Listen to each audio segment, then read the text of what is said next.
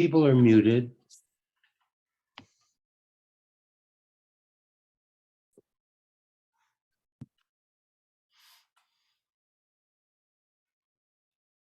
Okay, so we'll begin. Well, I see a number of people whom I don't know, so I think I ought to introduce myself and say what I'm doing here. I'm Michael Vincent Miller. I'm the current president of the New York Institute, and it's with a special pleasure to introduce you. 53. Hello? Hi. Yeah, hi. Oh, hi, Michael. It's Sherry. I just noticed. Yeah, can you mute yourself because we're beginning? I just muted her. Okay, great. It's a special pleasure for me to introduce Dan Bloom today for a presentation I'm really looking forward to. Dan practiced law for about 8 years before he realized that being a lawyer was not really who he was. And he turned back to school to obtain a clinical graduate degree so that he'd be able to practice psychotherapy. And he found Gestalt Therapy and the New York Institute, where he was trained by its founding members and their successors, specifically Laura Pearls, Isidore Fromm, Richard Kitzler. And besides his private practice of Gestalt Therapy, for which he's been engaged for many years now, he has been among the most important teachers and trainers, lecturers and supervisors, and contributors to Gestalt Therapy's ongoing development through his writings, both in the United States and internationally. Dan and I are good friends, and to my mind, we also share an outlook that takes both of us pretty far from the more conventional models and definitions of psychotherapy. He might dispute this, I don't know. But my own sense of Dan's work is that he, like myself, considers therapy importantly, though by no means only, in his own work, that he thinks of psychotherapy as a kind of applied philosophy. Just as many philosophers, from Plato to Wittgenstein, felt that philosophy had a therapeutic aspect, even if it didn't call it that, because philosophers believed that immersion in philosophical investigation could bring people home to their true selves. So there's a give and take that I find important, and I think from what I know of Dan's work, Dan thinks important is the give and take between philosophy and psychotherapy. In particular, Dan has been a leading light among the few Gestalt therapists and thinkers to concentrate in a serious fashion on integrating Gestalt therapy with its most relevant underlying philosophical foundation in phenomenology, that is in the work of Husserl, Heidegger, Merleau-Ponty, and more recent phenomenologists. It's important to note that Gestalt therapy in its origins did not start out by building upon this body of knowledge. The founders seemed to almost be inventing a phenomenological outlook from scratch in the era of psychoanalytic dominance. Dan's work in this area has been successfully preserved the radical conception of contact and the contact boundary that has made Gestalt therapy such a rich, evolving, and effective psychotherapy. Yet at the same time, he has opened the classical view to new possibilities that have moved forward in our understanding of awareness, feelings, and other attributes of consciousness that we need to help us work with our clients. The themes that Dan has acknowledged that he will bring us today connect to other central preoccupation of Gestalt therapy since its beginnings. That is that we are always in a world, including a social, political, a cultural, and natural world that we both draw on and have impact on, and that world is in us as well as shaping us. Paul Goodman, of course, was the major figure among the founders of Gestalt therapy who insisted on this perspective for psychotherapy. I'm glad to see that Dan is following Goodman's lead today, given the mess that our world is in currently, and I'm sure that he will shed light on our present predicament. And with that, I want to turn it over, Dan, to you. Thank you, Michael. Two things. It's hard for me to identify with some of the things you said, except that I think you and I do share that perspective. And I do my best. And one of the things I'm committed to is to challenge all of our sacred assumptions of Gestalt therapy. And to some extent, I hope to be doing that now. And I hope to be, to some degree, failing. So because when I fail, I give myself an opportunity to try again. First, I would like to ask you all to look at your names. And could you add to your names where you are? I do that to myself now. Where are you located? You know how to do that? You go to rename and add where you are.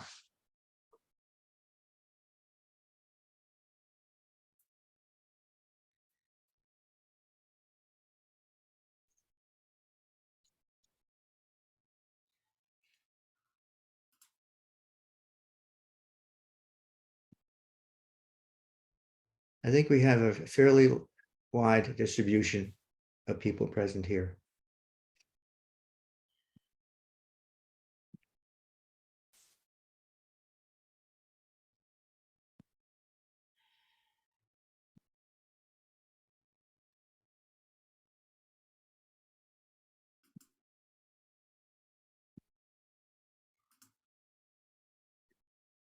You know,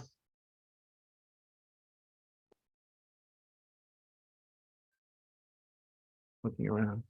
No, I've come home. The last time I presented here at the New York Institute at one of our meetings was where I was born and raised and grew up as a Gestalt therapist was in November 2019. Think back to 2019. It's almost hard for me to think back to 2019. To do so, I have to throw my memory back over what feels like a huge hole, a gap. It's almost as if I'm waking from anesthesia. And I can't put together those kinds of shards of memories to assemble what 2019 was. My theme at that presentation, I had to look it up. And I looked it up and I actually almost couldn't make meaning of those words. It's a strange phenomenon. It was skulls and skeletons, I have to read it, the dead and the living as support for contacting. Skulls and skeletons, the dead and the living as support for contacting. I just come back from presenting in Mexico right after the Day of the Dead. And in that workshop, they asked us to consider how contacting the living present, we're able to bring forth the lived past out of the dark memories of the dead past. So some of what I'm going to invite us to consider today is an extension of these ideas. I can't think back to that time without thinking back over lost time. And I can't begin today without a breath and looking around to you to ask you to join with me for a moment of silence. 33,000 people as of this morning were killed in Turkey. As we're sitting here, there are bombs and missiles falling, not far away from some of you, and actually not far away from us in this network of the world that we're sitting in. Can we have a moment of silence for all the suffering in the world today before I continue? Whatever it means to you.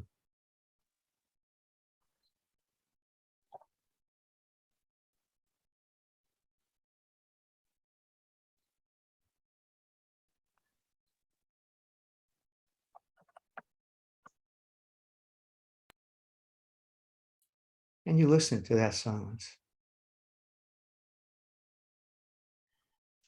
Can you hear that silence?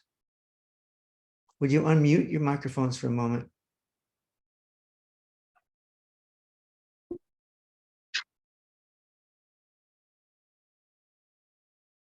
Listen to what you hear. Listen to what you're hearing. Can you hear the silence of each other? Huh. Oh, well.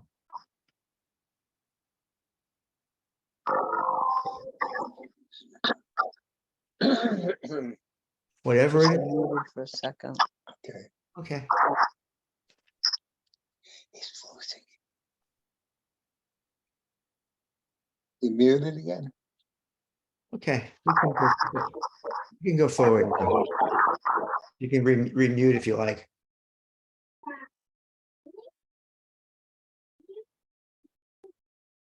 So I'm back here with you at a different time in a different space.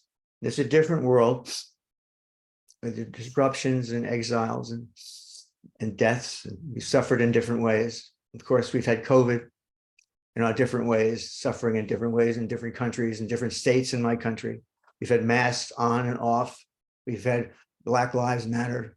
We had all kinds of racist fighting in my country. You've had your own versions of it. 2.5 years. And I could tick off the seconds and the moments of tragedies, personal and otherwise, friends, family, disruptions in calendars, regional, local, and of course, fires and whole states catching fire. And we each have our awful lists, each of us. Yet, under these circumstances, contacting as a process of creative adjusting,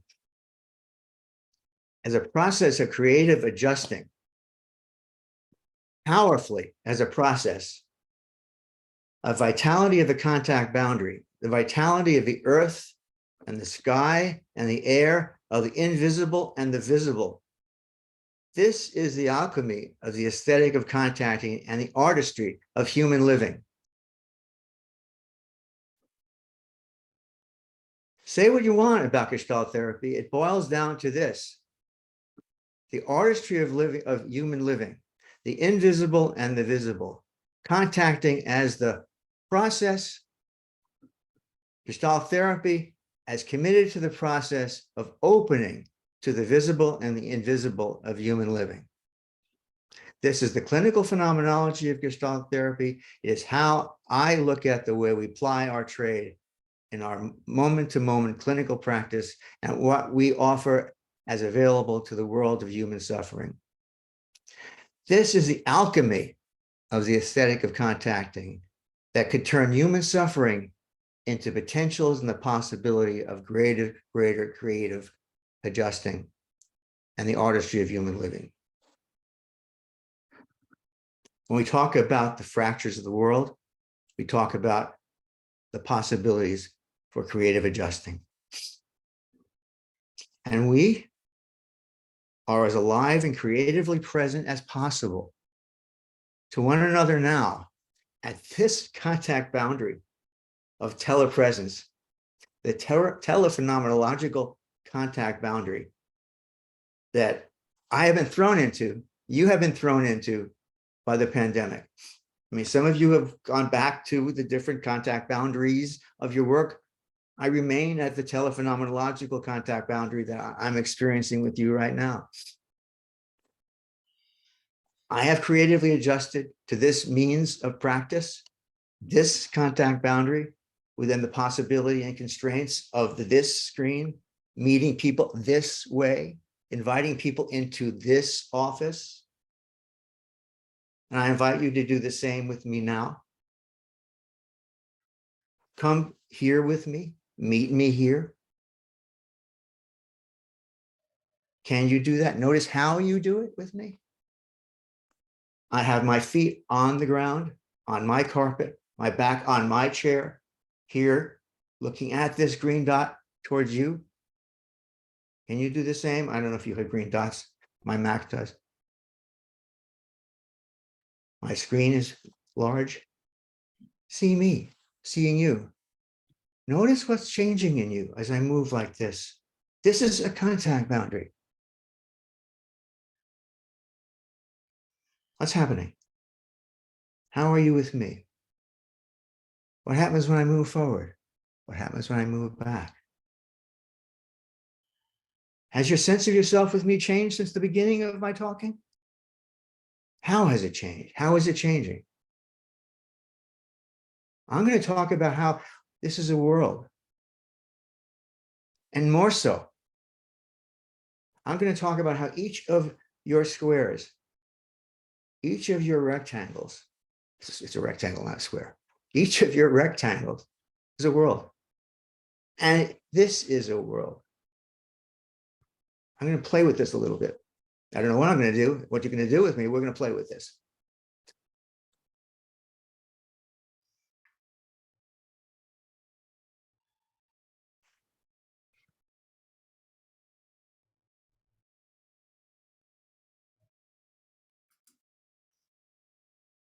And you might turn off your own, I don't know if you can see yourself, but it may help if you turn yourself off.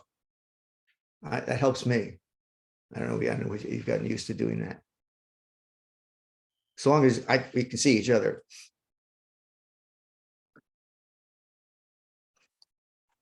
You just have somebody say, hello, hi, Bill.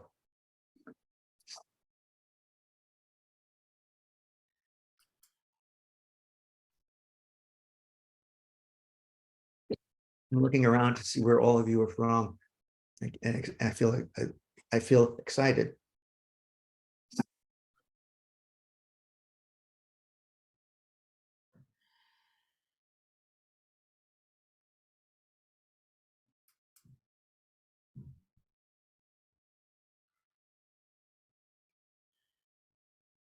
I want to add to that. Take a look at the people around you. Who's next to you? Who's above you? Or you just can't see yourself, can you? I just asked you to turn that off. That screws that one up. Look around. Who do you know? Who don't you know? Can you get a sense of this larger group?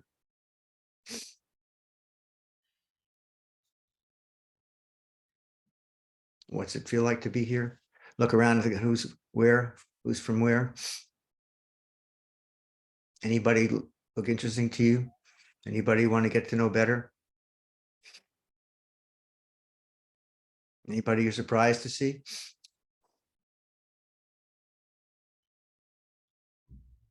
Notice what that's like. Because we're going to do some group interactions.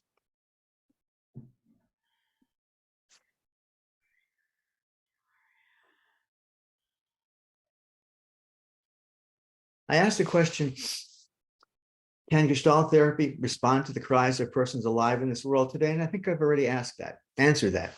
It's also a rhetorical question. It can't be but otherwise. We are already doing that. We as human beings are already responding. It is not possible to be alive in the world without, to some degree, be resonant to other human beings in the world. So I want to look more closely at some of the qualities and structures of our responding.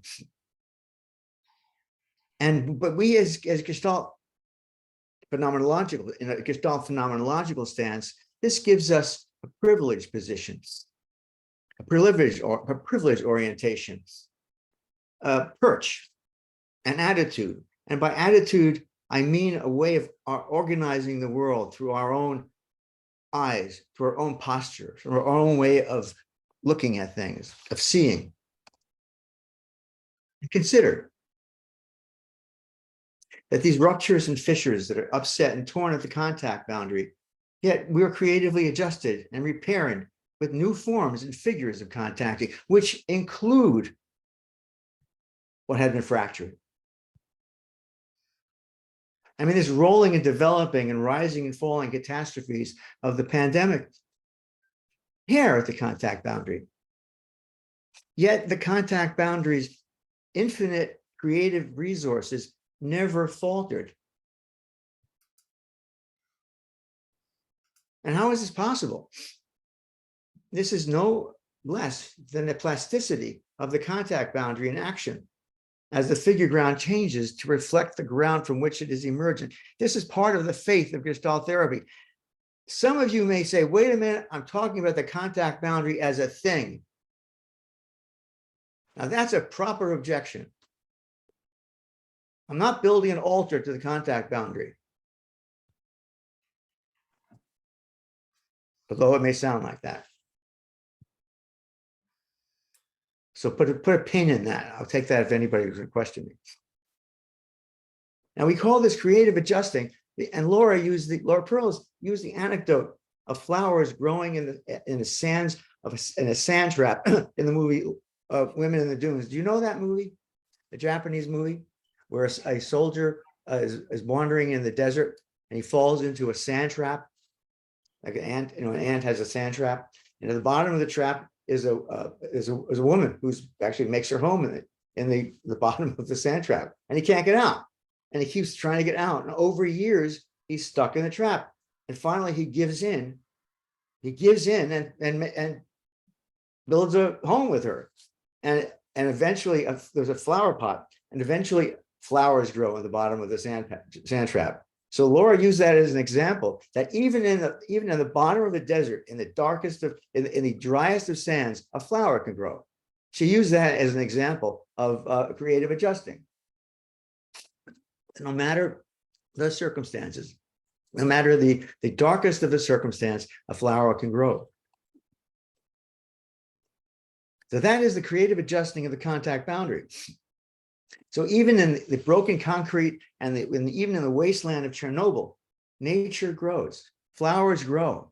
So even in the most extreme of circumstances, contacting will persist. So even in the most clumsy of ways of interacting with a client on the internet, across these, sometimes a postage stamp screen of a phone, a psychotherapy session is possible. When I had a power failure out here, I had to take my phone to the beach, and we had to have a session on telephone. So creative adjusting of contacting overwhelmed the physical limitations of electronics, of Wi-Fi failure, and it was quite a heroic triumph. So it's nature alive and human resilience, heroism and grandeur and valor and sacrifice and care. And I am in no way saying that having a psychotherapy session on the postage stamp a screen of a telephone required heroism or grandeur. But I'm suggesting that all of these are implicit in the creative adjusting power that we pay attention to in our work at contact boundaries. And even though I may sound like I'm using the contact boundary as this external third, that I'm using contact boundary in a particular way. If I'm going too quickly, I'm going to slow down. You're making too much of a jump. I'm going to put on Do Not Disturb on my screen because it's stupid reminders of things that are not worth reminding.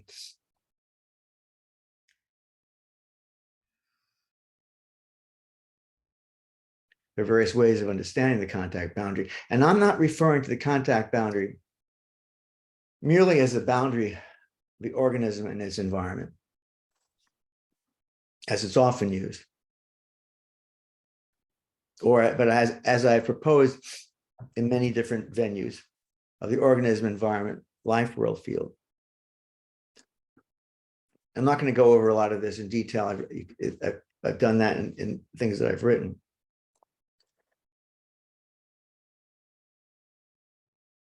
I'm proposing it as the boundary of the organism, environment, life, world field. Life world and world. A life world is the English translation of the German Lebenswelt. It's translated also in, I know that the other languages translated from Lebenswelt into the equivalent of world of life in I don't know, in French in one way, and in Italian in another way. Lebenswelt is the original.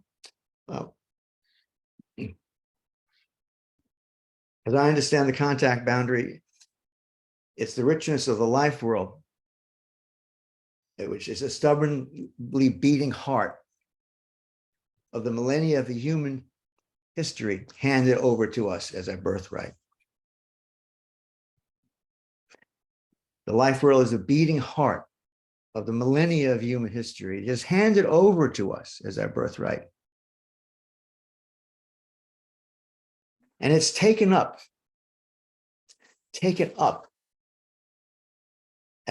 as contacting in the situated self. It's not the environment, although the environment is fine.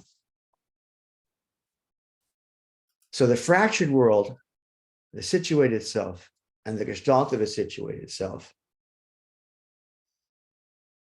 constitute our human home. These are broken words I'm going to explain. This will be the raw material of what will follow. They're raw colors with which I'm going to paint a picture, the tones of music, which are the elements I'm going to fill with meaning.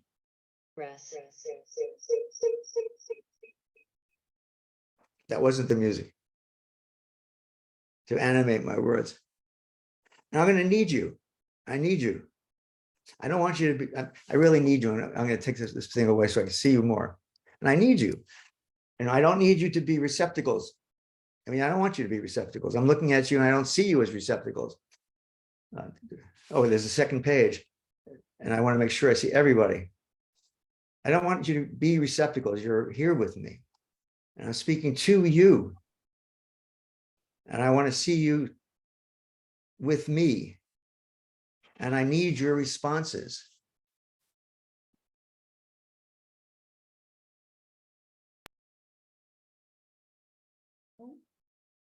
And that is interesting.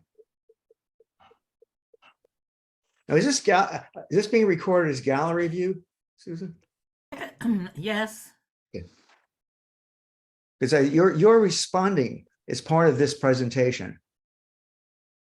We're going to have as we go forward, we're going to be breaking into small groups and coming back into the large group. But in the meantime, I'm going to be sure that you can see one another and you can see me and I can see you. Because this, as I said, this is the world of the presentation. You are ground and I'm figure, and you're ground to my figure. You're figure to my ground. I'm going to proceed this way.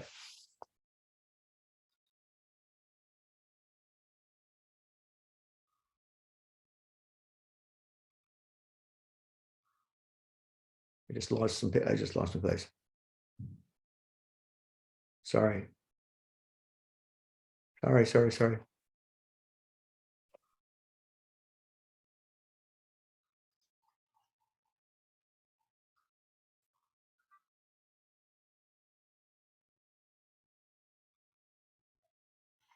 Yeah.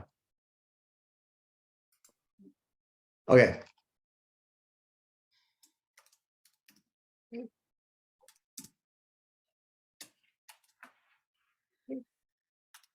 So basic to our understanding, I lean forward looking more closely at you. I mean, this is all, some of this is going to be really quite straightforward. Basic to our understanding, experience emerges at the boundary of the meeting of the organism and its environment. This is really basic under our understanding. It's pretty almost direct quote from Pearl's Anna Goodman. I think I might have changed the preposition, which I typically do. It's the initiation point of experience. It's the initiation of experience. I mean, we really are about as phenomenological as you can get. And it's this instant of the dawn of contacting of the organism and environment that's of concern to me as I'm assembling this notion of world and ultimately of a situation. And this is perhaps all we need to pay attention to when we consider human experience. But of course, it is not all we pay attention to. since it's a point of contacting as the emergent self. And the emergent self is of our loving, our living, our being, our touching and our being touched, our thinking and our sobbing, our caring, our tending, our reaching and our welcoming. And it's a 0 point of it all. It's the basis of our social connections, of our political beliefs, of our organizing, of our fighting, of our hating, of our aggressing, of our being motivated, of our history and how we understand our history.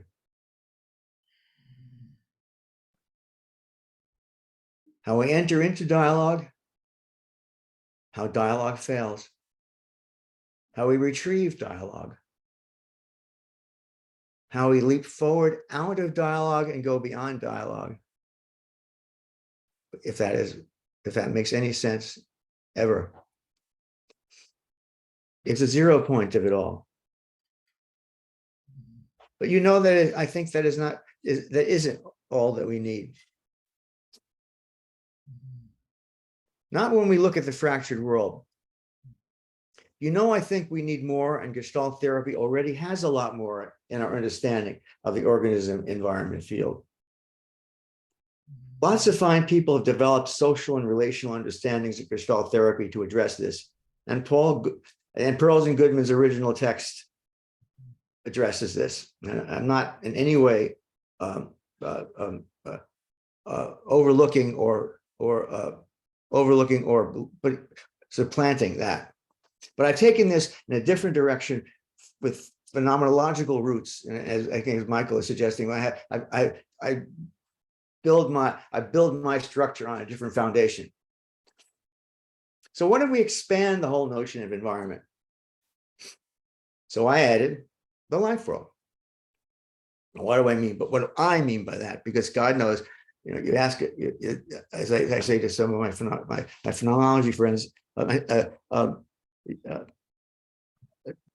universities spin out dissertation mills. So people are always writing PhD theses. There are always thousands of definitions of all of these concepts. But what do I mean by life world?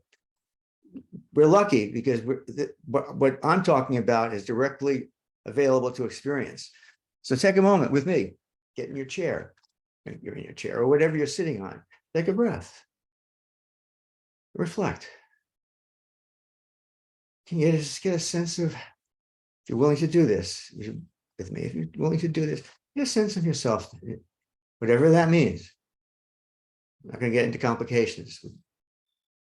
Bear with me. Take a breath. Where are you? Where are you? What is your street address? What room are you in? Maybe again more simply. What room are you in? The sense of your room. I'm moving faster than I would ordinarily do it, but forgive me.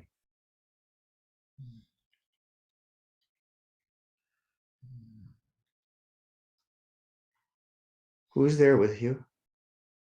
Even if you're alone, who's there with you?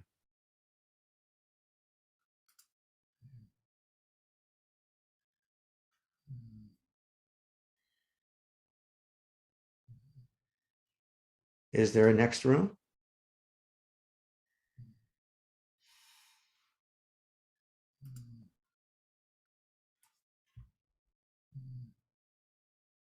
Is where you are on a street?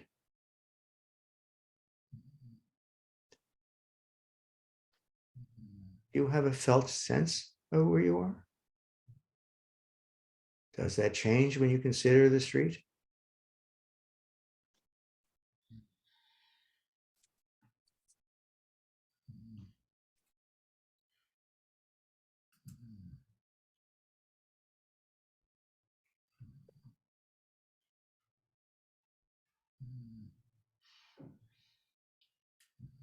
I could go off and ask you, how long have you been where you are? Can you remember last year?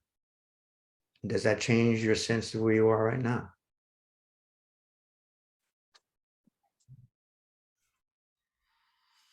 I said I'm going quickly, so I'm going to collapse all of this. What I've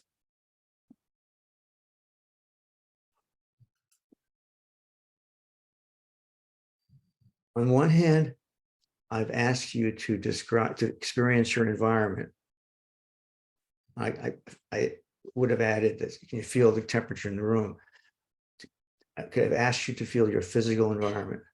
I also asked you to get a sense, another kind of where you are, which was your experience of the phenomena, which included your sense of place, your sense of history, your personal landscape.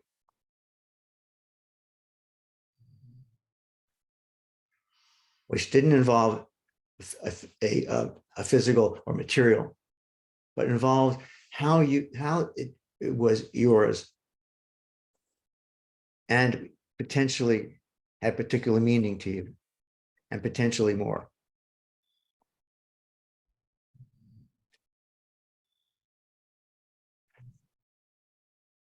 I think we miss the whole person when we talk about only the environment. Because it isn't really my direct experience as I live my life, my concrete reality of it. When a drone strike tears at a country's soul, is it the environment that's torn apart? When the earth quakes and the ground opens and the buildings swallow neighborhoods, is it the environment? You know, life depends on the environment and air and food and so on. That's the climate. And the physical conditions and resources for biological life, that there is more. There is a world of human living and knowing, familiarity and relationships. But does the word environment really suffice? Not that it's inaccurate, but does it suffice? We are organisms and also persons in communities and sharing histories and cultures and memories and dreams and hopes and plans for the future. Is this interaction, is this institute that you're visiting with me today, in which I am presenting, is this space that we're inhabiting together of the environment?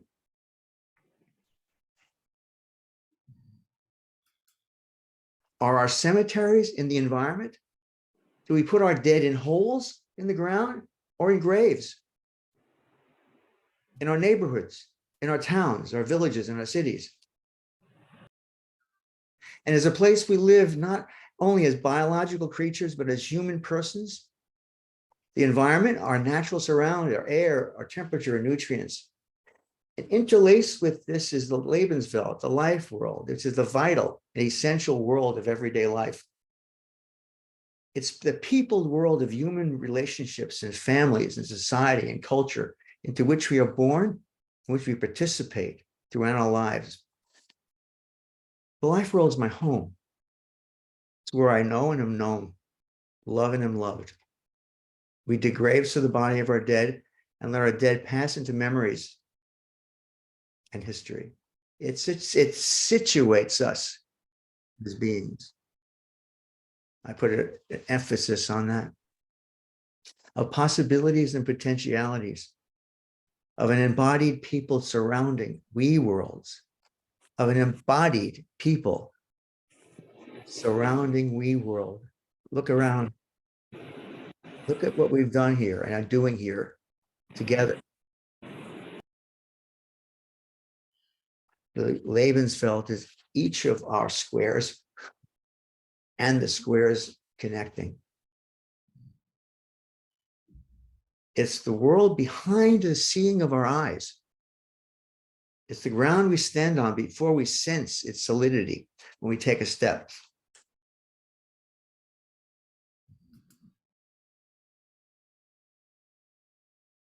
It's the world lived without which a figure could have no ground.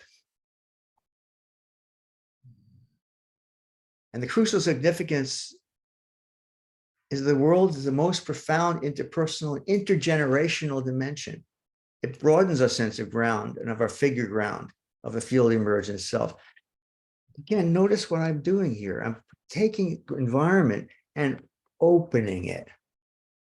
So we have organism, environment, field, and I'm taking environment and opening it. It's in our original formulation. It's in Gestalt therapy. So what can Gestalt therapy?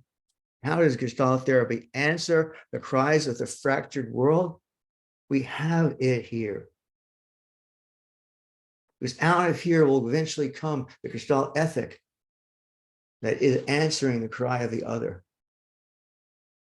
which I have in another workshop. So those of you who thought I'd do it here, well, maybe. So this is the world, life world, that is fractured, destroyed, maimed by the atrocities of war and violence. It's the world buried under buildings, toppled by earthquakes. It's a world lost when a family member is killed. It's a world that collapses when meaning is lost and when darkness beyond all night swallows hope.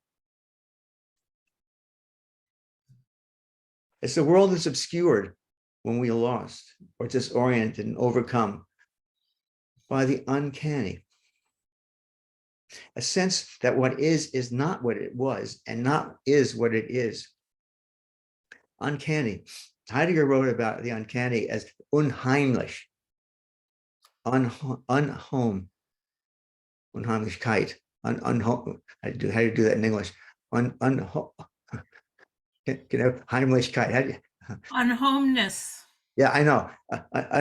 More than that, unhomelessness, unhomeless. Well, anyway, God bless the German language or things like this. Only in German can you do Heidegger or certain things. Phenomenology without German would be not quite phenomenology. Pardon me, Merleau-Ponty, but it is true, I think. But my German language friends probably agree with me or not. But anyway, so then Heidegger writes about the world collapse.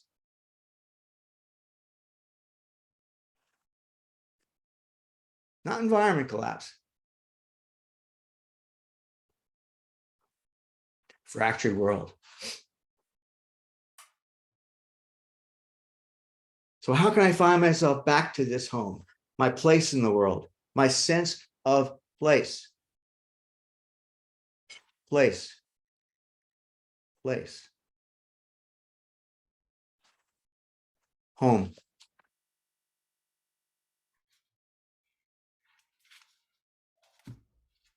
My mouse is out of location. So how can I overcome this fracture? This apparent fracture of the contact boundary. And I'm building, I want to talk about situation. And I'm building off some of my colleagues' work. And Jean-Marie, where are you?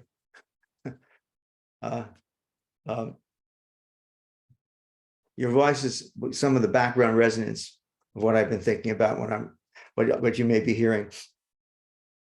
You've done a lot of important work on the situation. And I don't think I would have thought these thoughts without the green light from you and a lot of the inspiration from what you've written. And I think you are, well, I'm pleased to know you'll probably be disagreeing with a lot of the things I'm saying. So I consider the situation at the crux of the field emergent self. And I'll be presenting it. The situation is an aspect of the life world or world, an aspect. And as the Gestalt of the situated self is how we are at home in the world with others. And as I present it here, the situation illuminates an existential and relational aesthetic ground of self-process and of contacting. Now I'm looking around and taking a look at my friends. I don't want to lose anybody.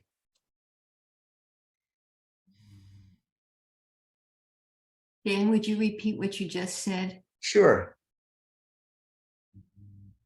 As I'm presenting this here, the situation is an existential and relational and aesthetic ground of self-process. Now I'm adding aesthetic, because some of you may know that Gestalt therapy is inevitably and importantly begins with a sense of the situation and as an aesthetic felt sense of the situation. And I will stress that significantly, because we are an embodied presence, and we pay attention to the felt sense of our sense in the world. And that how there's almost no elegant way to put it, right? It is so basic. So when we reframe self as a situated self, or as I will say, as the gestalt of the situated self, we open aspects that invite us to reweave the fabrics of a relational world, of a desituated self. So when you think about the fractured world as desituating the self, now we're thinking about how to get things back together. I'm going to offer some possibilities from, again, this reformulation of what I'm thinking is our nuts and bolts phenomenology, or another way of putting it, nuts and bolts simple theory. Now, we're going to get to, we have nice experiential stuff.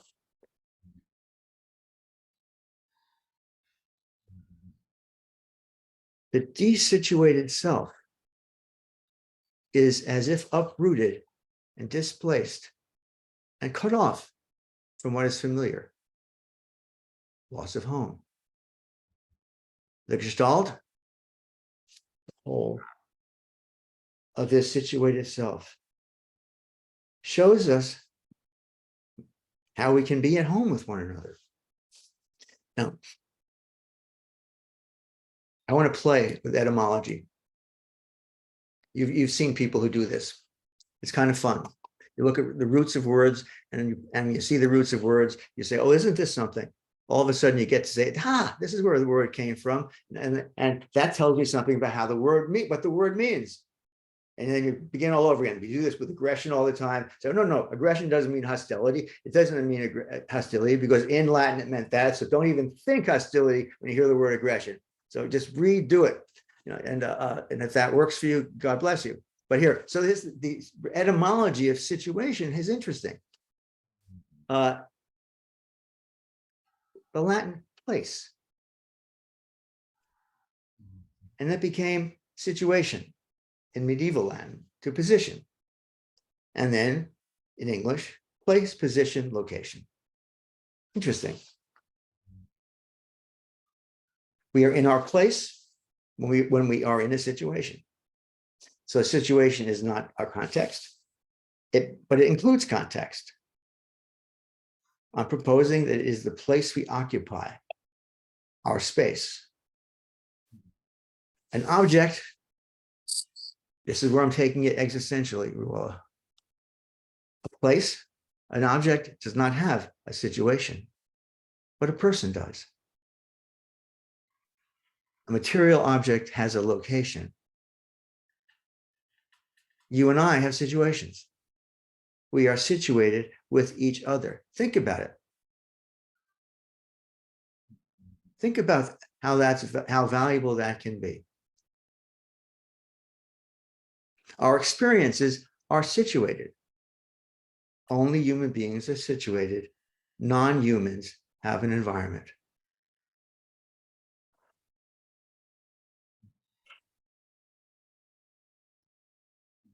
And I think this is significant. Situation is the space we occupy. It is an aspect of our sense of being in the world. An extent, ground, area, room, or territory. It's where we find and make and build our homes. I'm going to get, Olivia, I'm going to get desituated, because It's like being, well, desituated would be thrown out of a home, torn away, out of place. The alien, the exile, a refugee.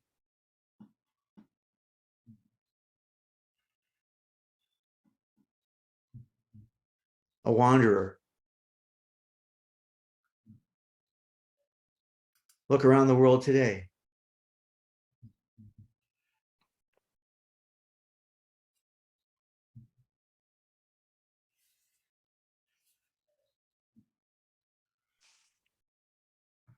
Let me look at, let me look.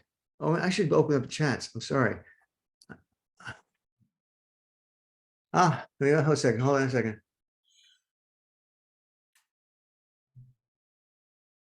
So, okay. Yes, the situation is temporal as well as spatial. Yes.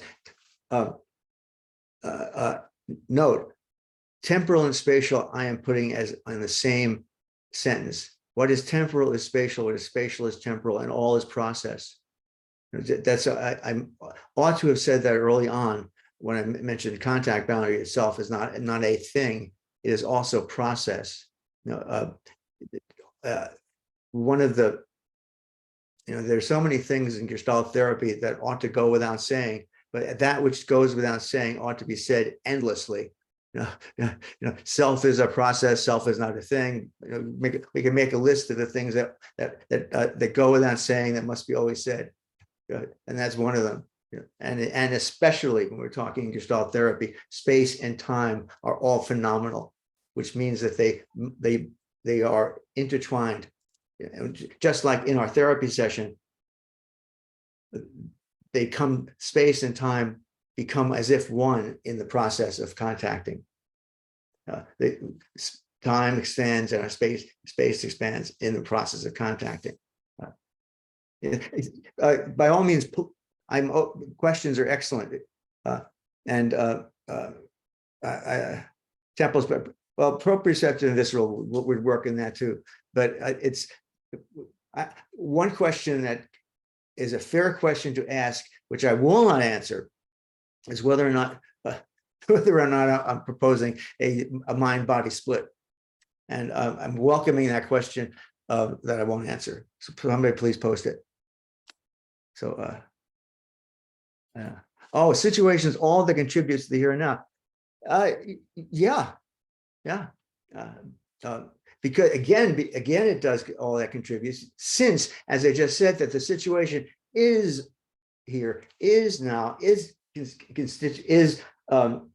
time, is space, is fluid, and is both the act of constituting and I'm going to get to that, and what constitute us.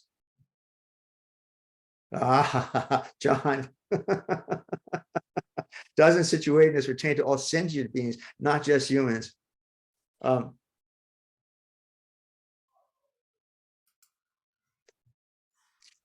I can only speak on behalf of sapient beings.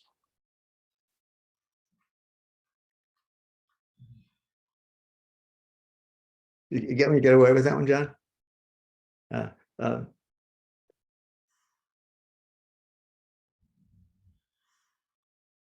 Oh, yeah. Okay, we're all asked, very good question. Then can we add self-movement to that which differs us from objects? Even more, well, the thing about self, which we used to say human contacting, is that only human beings have intentionality. Just as I said about space, I said about life world and now situation. The only human beings are situated. Objects don't. And the difference between an inanimate and an animate object is an object is incapable of an intention. It can have movement, but it doesn't have intention. But it's just similar to what you said.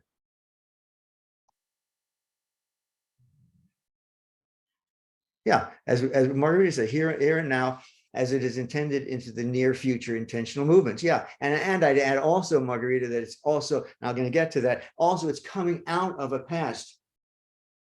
And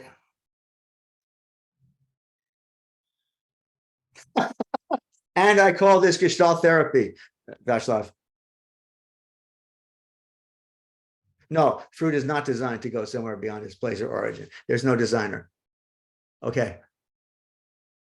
Unless you want to go intelligent design, Frank, and that's another entire topic. Can I go move on and then we'll get back to the questions? Not keep posting your questions.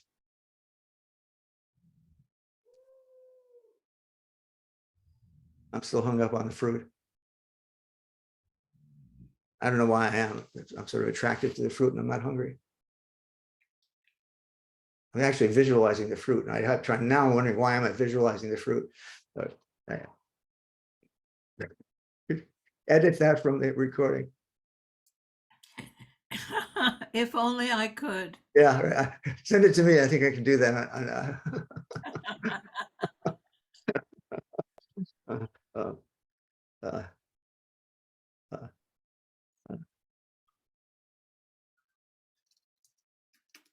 So I was about to say that the situation is also the time we occupy it. Yeah, no, Frank, no split. I read that as no spit. And you're right. I have to take a sip of water. So Dan, do you want to keep this to questions that come up on chat or? Oh, wanna let me open it to- why don't I move on because I have to get we have to have time. Wait.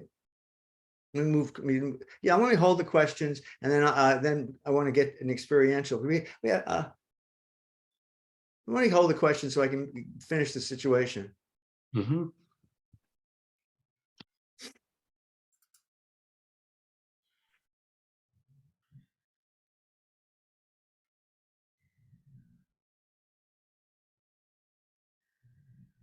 This I've answered about the situation is also the time we occupy it. It's experiential, phenomenal location of potentialities and possibilities,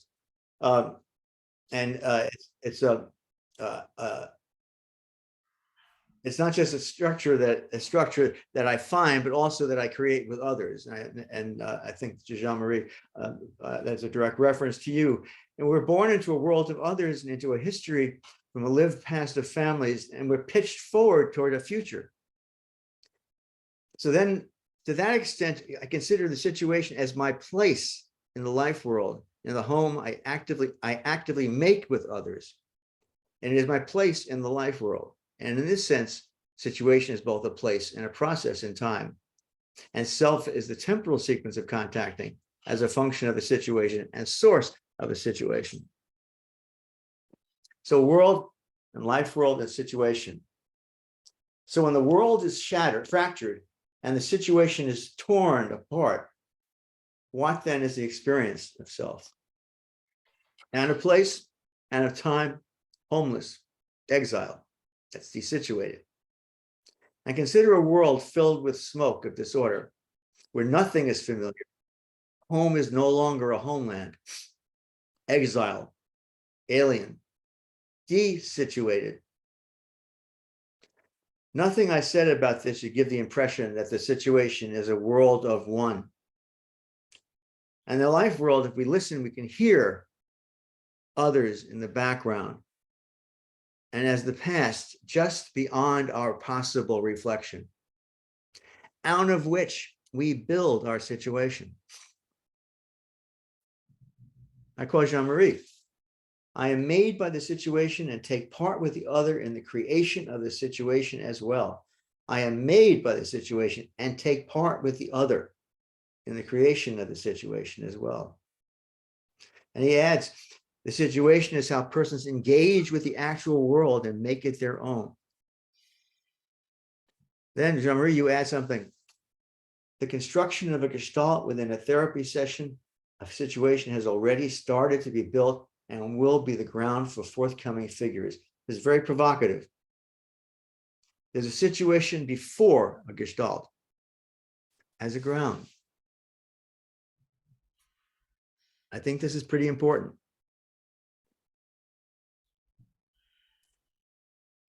We all know that there's an important concept in Gestalt therapy called the id of the situation. It's our felt sense of the situation. And id function is the early sense of pre or for contacting. The situation is the place and process, the how of engaging with the world.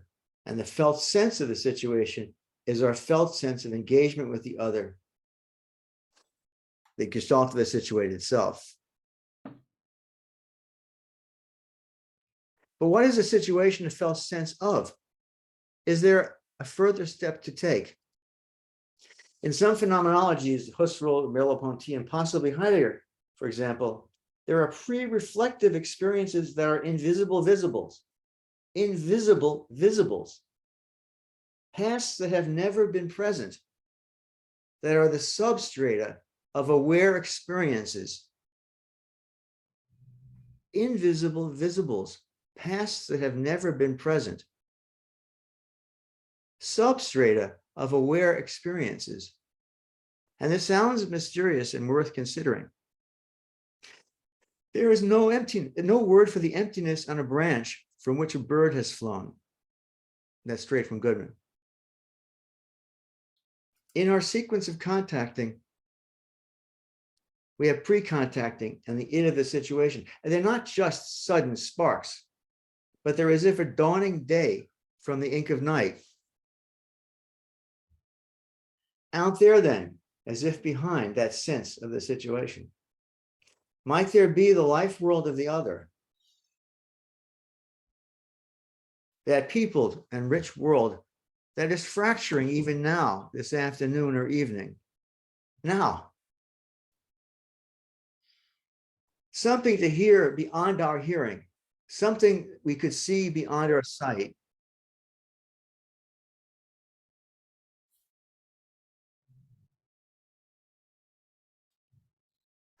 That with our feet on the ground, that could be a trembling of the suffering of the other. That we cannot feel, yet is there.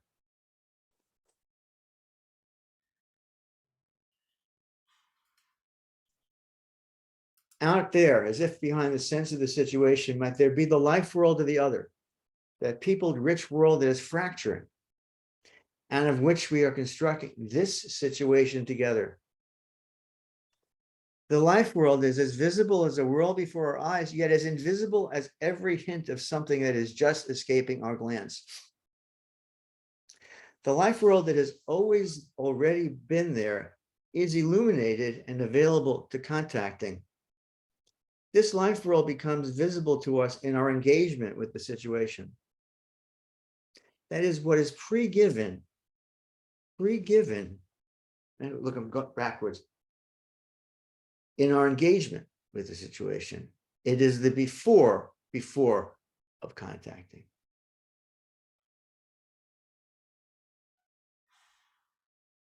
Where was it before you noticed it? Now, the analysts talk about unconscious. We might talk about depth of background, which there before it's there. It is the world behind our seeing before we see it, the ground we stand on before we sense its solidity when we take a step.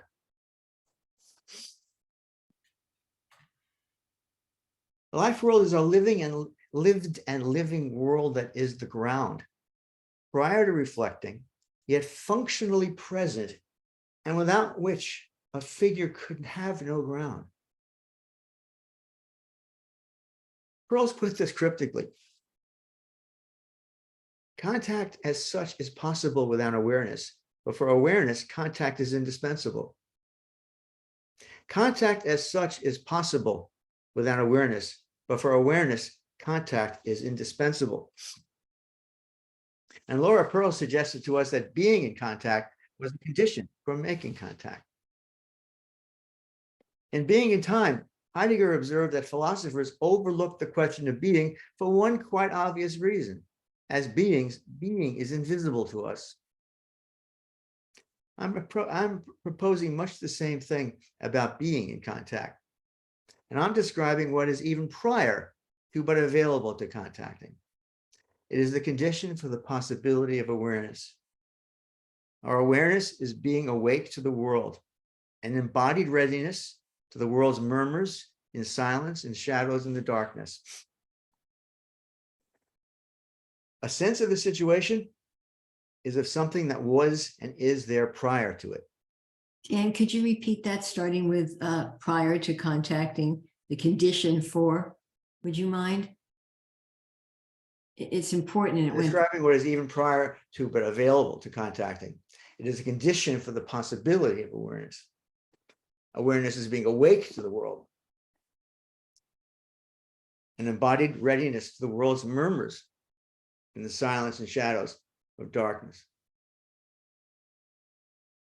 Comes from the German root, wary, A-W-Y-R. I mean, old German root.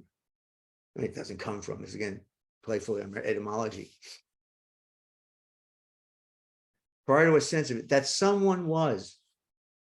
A world was alive and is alive, stretching out as a social horizon backwards as lived history. And this is really hardly remarkable. Really, it's nothing remarkable. This is straightforward. I mean, this is really common everyday experience if you're able to pay attention to common everyday experience. And we can become aware of this at any instant. We hold this world that holds us. I mean, this is important because the relational world of others is also the very foundation of the life world. And it's there prior to our sense of awareness of it. And the other is always already there because the other is here. Our ground. For every I is emergent of the we. Just again, are you alone?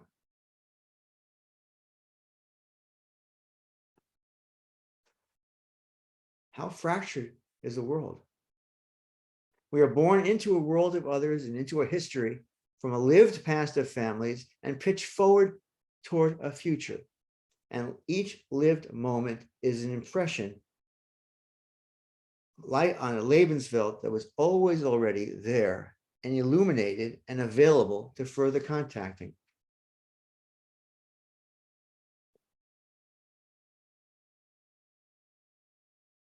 Look at the time. I'm looking. I want to, I'm moving forward, skipping so we have time for the experiential.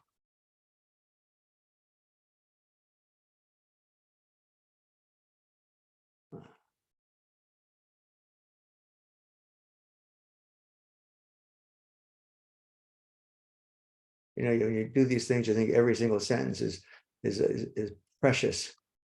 So you read it.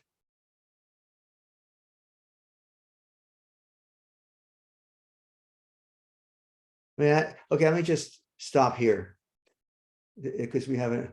Would it be okay if I stopped here and spared you these jewels? Is this okay? Without a rousing choral piece where gunshot, where cannons will fire and everyone will sing Star Spangled Banner, which is what I planned for the conclusion. It's definitely okay, Dan, for me. After all, Dan, everything worthwhile is incomplete, so you can certainly stop here. And how would you like to move next into small groups, into experience, into Q&A? Because we can have, let me look. Wait.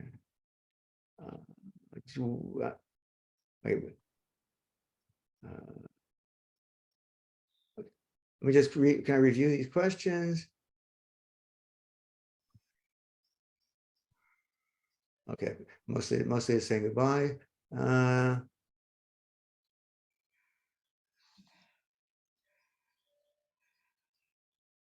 I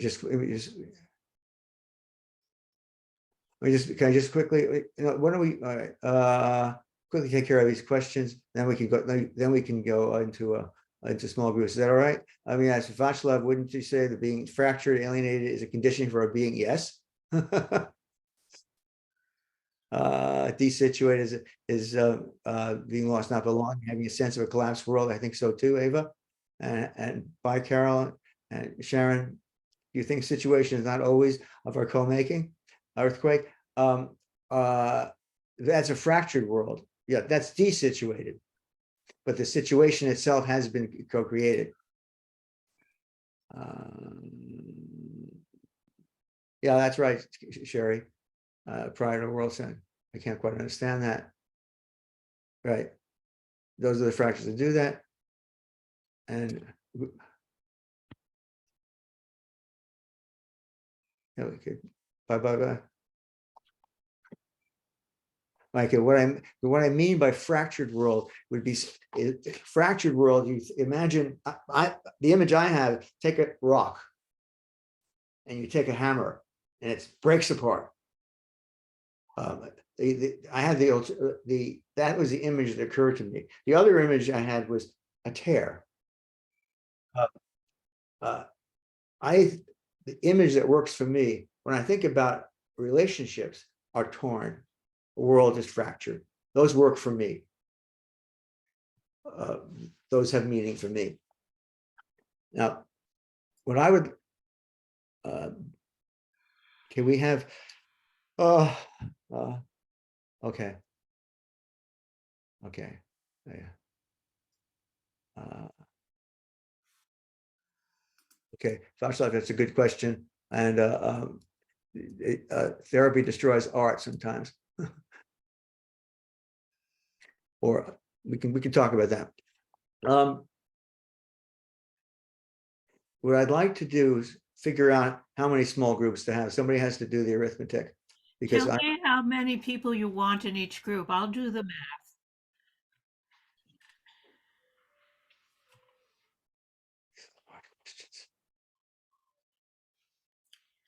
Okay.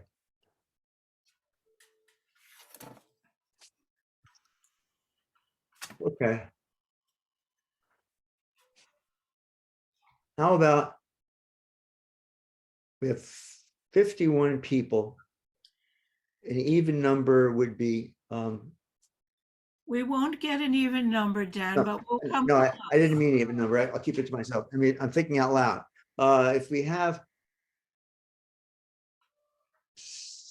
8 well, I'm trying to think what's sufficient for time wise. 6 people in a group, we'd have 6 into 50 is what? Oh, let's have 6 groups. 8. Okay. Six groups? Did you say, or? Yeah, well, the 6 groups, they take too long. Let's have 8 groups, be faster. Okay, how many minutes do you want us to do it? 8 into 50 is how many? 6. Okay. 6 groups and a couple of remainders. Okay, 6 groups. 6 groups. I could Okay, do 8 groups. 8 groups. Okay, 8 groups, and 8 groups. Let's have 20 minutes. Is that too long? 15 minutes. 8 groups. 8 groups of 6. If each person has 2 minutes to speak, that's too late. 3 minutes to speak. So I can't do this. It depends on whether you want to have a 8 groups, And I want to have, and I want people to report back and have a discussion. 20 minutes, did you say? We go to 3:30. Yeah. Okay. 3:30? Yeah. That's what time we end. Yes. 20 minutes. 20 Okay. minutes in a small group, and then we report back, and then I think we might have another, depending upon how long our discussion is, we'll go back to a small group. Okay, I'm going to create the breakout rooms. Okay, how do I give, can I give instructions? Oh, please do. Sorry. Yes. What I'd like you to do before you go into your small group, I'm going to give you an instruction. I'm going to give you instruction, and then I'm going to ask you to do something in your small group to talk about that instruction and do it again in your small group. What I'm going to ask you to do now, and then I'll give you the instructions for the small group. I'm going to ask you to once again, repeat what you've done before, which is get a sense of yourself where you are here right now, and you're in your little triangle, in your square. That's how it's a rectangle. I could have said trapezoid, but okay, in your rectangle. And get a look around. Get a sense of your world right now. Your room, what it's like to be where you are. Looking at the screen, looking at the people around you. Hear you. Look at me. People around. How you're sitting. What's familiar to you. How you feel. Posture.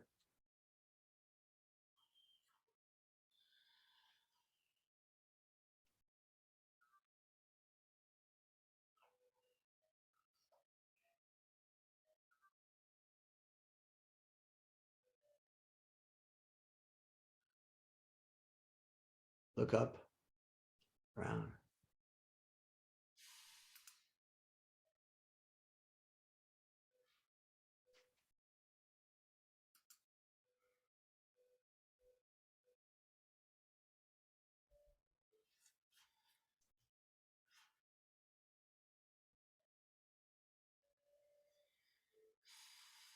Now, I'm going to ask you to go into the small group and do the same.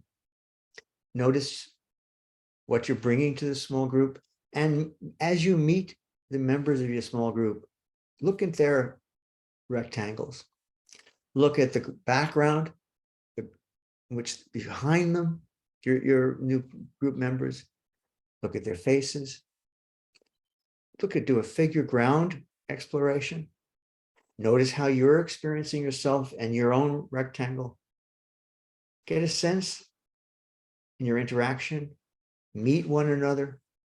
Tell each other what it's like to be in that small group. Ask questions.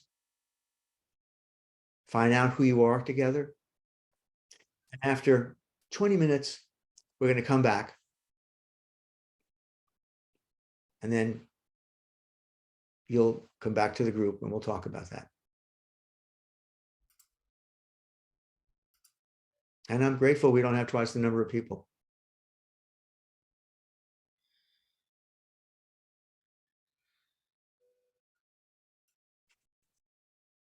I don't want to join a group.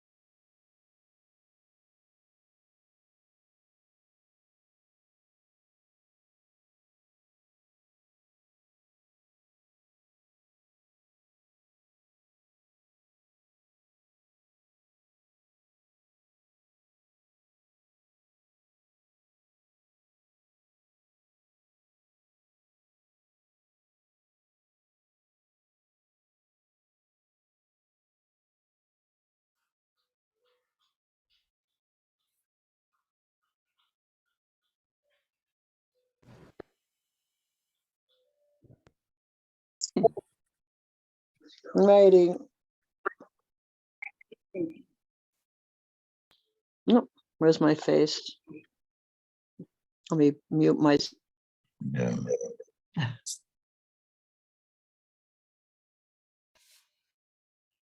Well, that went by quickly. Too quickly for me. Fractured experience. In that way, yes.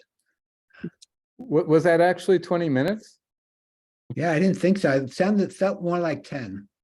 Now It went this- so fast. And we speculated that that was done because we had more groups than expected. I'm not sure. Is Susan around? Can someone confirm the reality of that? I forget. I don't know if I want to I bother. I can, it was 20 minutes. Yeah. Okay, great. It was 20 minutes. We Yeah, started Great, 20 great, minutes ago. great. Is Dan around? Not at the moment.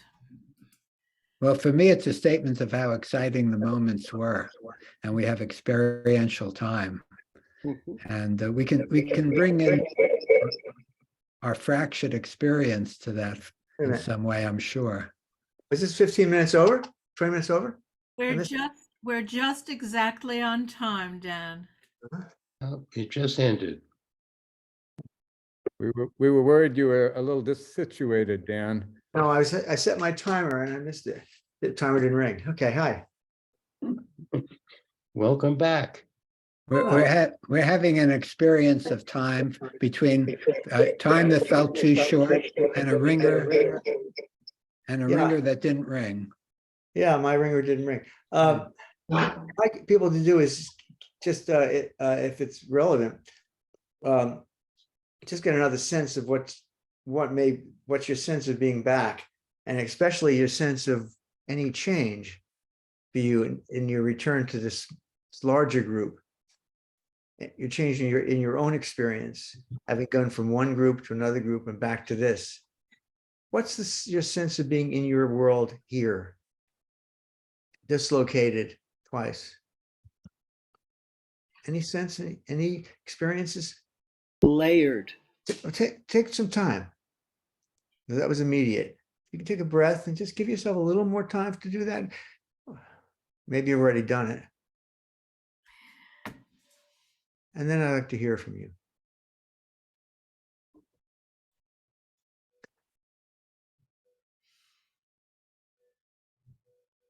My experience was to become very excited in the meeting with Kit and Else.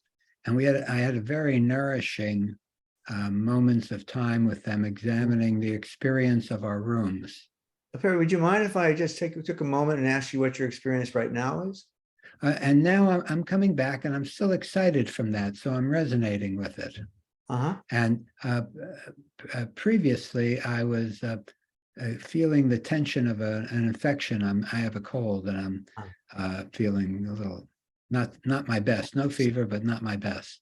And I was feeling some tension with it and the theory that was being discussed.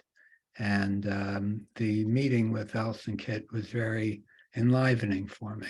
And being back here with you and this little bit of confusion with regard to time made me think of fractured time. And I went off into a little thought about Goodman and his business about closures. Yeah, I don't want to be a pain in the ass, but what I'm interested in is your sense of your surround. And as you look around, any direct experience of your room and your relationship to your room and your relationship to our faces. If you have anything, just that, I'm interested in your thoughts as well, but just how any change in your sense of your situation. Yeah. Definitely, Dan, I'm feeling more connected coming back. Because for me, going into the small rooms and in larger rectangles and more close up, I got connected with people, both into what they needed to express and what I wanted to express. So now coming back, I just feel more connected than I did before. And I find myself curious what Ted was going to say. He said layered, and I'm looking at your face and wondering what you wanted to say or what you mean by it. That now I have a context that's different than we started out with. Huh. And so I bring the small group experience in which, as Perry said, he was able to excitedly express what he needed to express, and others were in the group, which I really liked. And in that contact, I learned something more about the meaning of the word fractured, Mhm. and about the people who were in the group and their backgrounds in different countries. And so now, as I came back into the whole experience, I bring that with me as a felt sense, and it's sort of, I have the sense of it hovering in the atmosphere in the background as a layer, as something that is the felt sense in the background, and I call Ah. that a layer. Mhm. Nice, Dan. And I feel then like I'm reaching out to you and I feel more grounded. So not perhaps a layer, Ted, but like extension of the previous experience. And I feel awakened. You Oh, I like that. mentioned that awareness is awaking to the world so beautifully. I thought it was profound statement to make. Mm.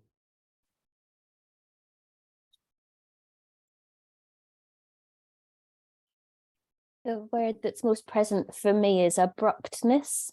So an abrupt change from one grouping to another grouping. And I kind of feel like that fits with what we were talking about in our group. Going from a kind of small group to a bigger group and how different that feels. But it's in the speed of the transition that I'm feeling, that's what I'm feeling most aware of. And I think that's really reflective of our culture currently, that we're constantly having to switch context.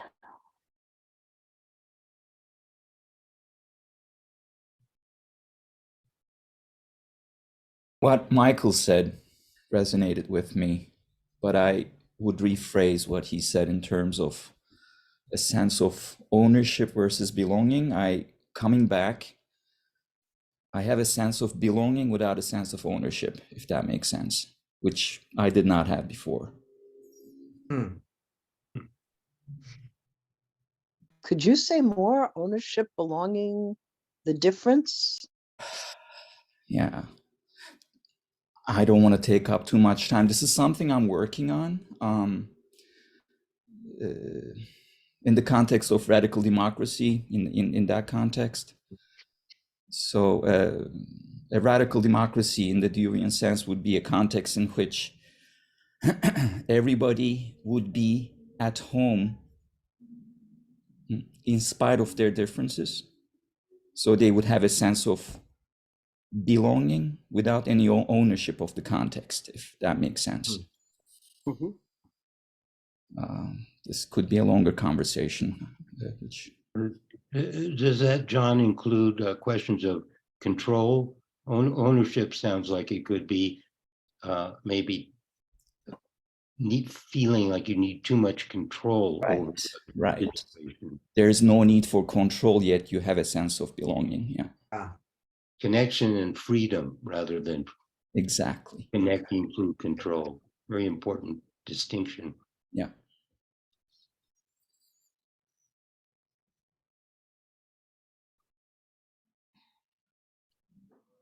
I feel an embodied aliveness, excuse me, of when you were inviting us down to look into the spaces and be with the experience and the spaces of the other.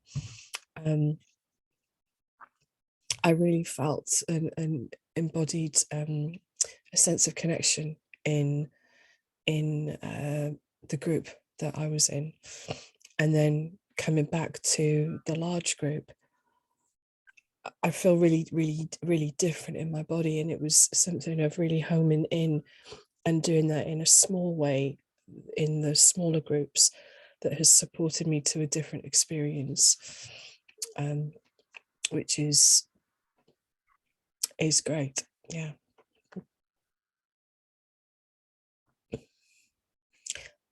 Something of feels more I feel that it's more three-dimensional now. Somehow.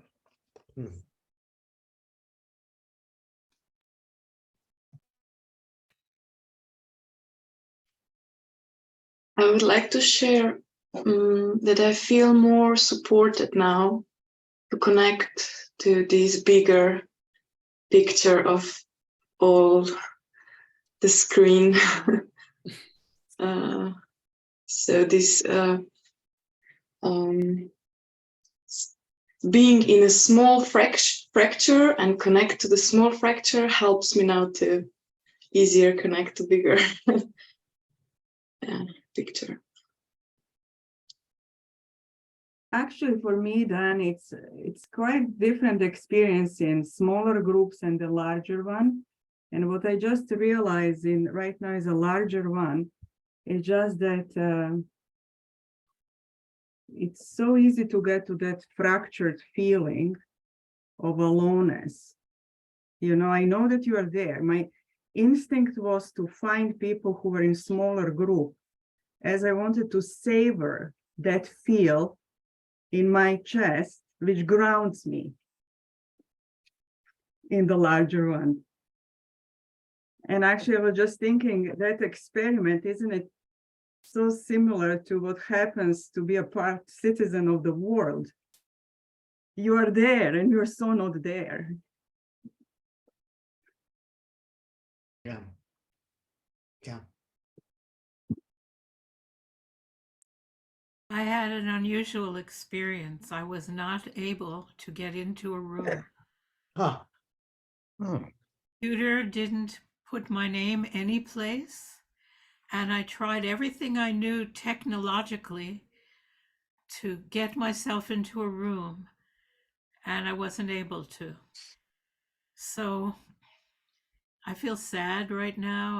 I know that I missed something I would have enjoyed a lot. Oh. Alien.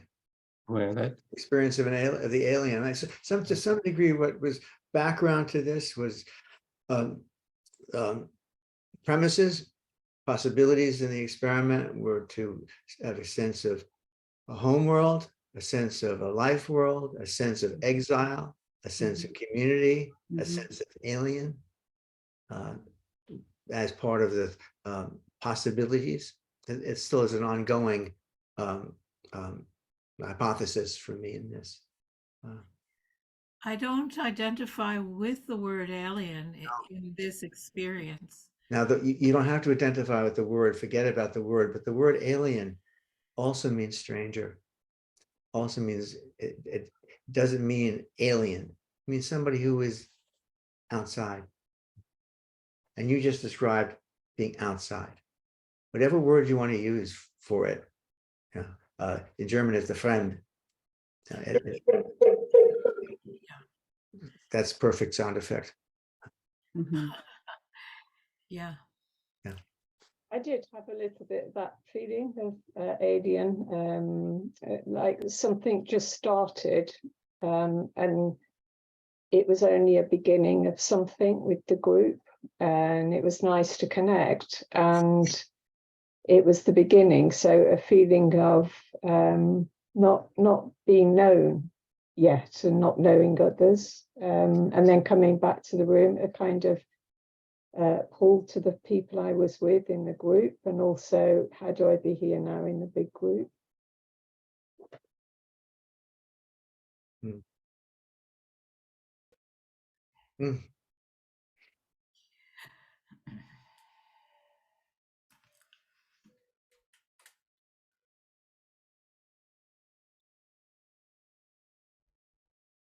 In our small group, we were starting a nice conversation, and something was forming where I was feeling connected and warm.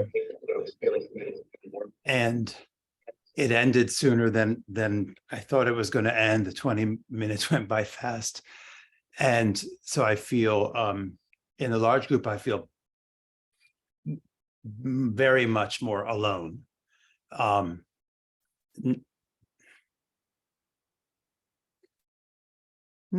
Not really, a little sad, but it's more like it's a familiar aloneness. I think from working in this Zoom, I have like stuff in front of me that's just mine. And every once in a while, I see someone's face. Michael, you smiled before, and I felt something warm. and I'm seeing you now, Claudia, who was in my group, smiling, and so I feel a little connected. And I guess I know by speaking now, I'm feeling somewhat more connected and less alone. And I see you, Frank. Yeah, he was in our group too. Yeah.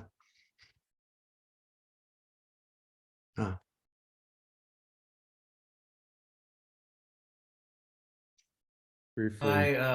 Oh, I'm so sorry. I'm just feeling warmth. Thank you. yeah. This is Steve, and as soon as we got out, I moved our small group members up into a line because you can drag the, because I wasn't done feeling that connection either, and it was grounding for me too. So I put all of you that were visible up together, and I've been referencing you more as we've been in this space.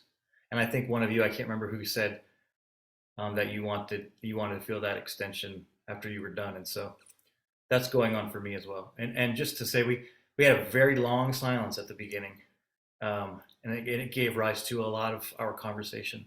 That very long silence at the beginning. I'll just leave it there. Thanks. I was in the group with Steve, and I want to share one thing is about the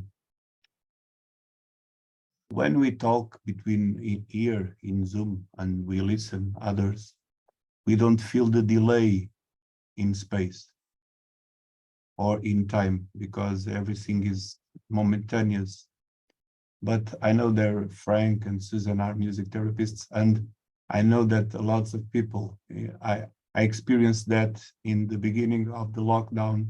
I want to play with my friends, but it was impossible because of the delay. And when we experience that, we invite the delay to the relation. And we start to creating alternative kind of I do it, you do it, and you do it, I do it. Yeah. And we start to create things with handicaps of the technology. Of the, and one, and that is in the sound and relation in Zoom. But because of the Zoom, I need to use glasses to see people and to see faces. And then I start to use this to look more close and to see the people faces. So I share this in the group, and sometimes I need to adapt the way I see and the way I listen in Zoom. Yeah. Yeah. I just moved closer to the screen as you were speaking. I didn't notice it till I noticed it.